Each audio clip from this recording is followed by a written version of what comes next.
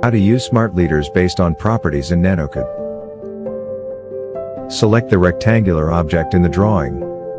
Click Mechanical Note to add a smart leader. The dialog box will open.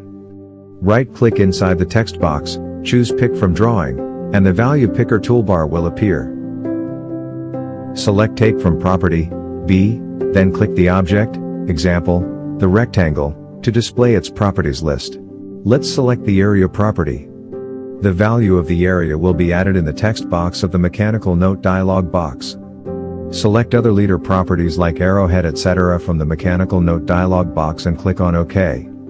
Draw the leader on the rectangle. The area value will be displayed as leader text.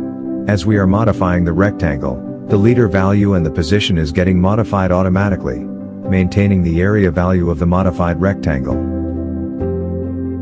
We have changed the length and width of the rectangle and the leader value changed accordingly.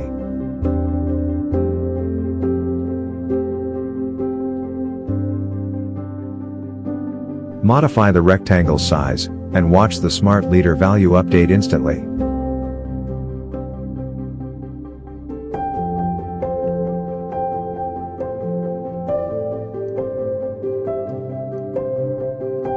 Thanks for watching.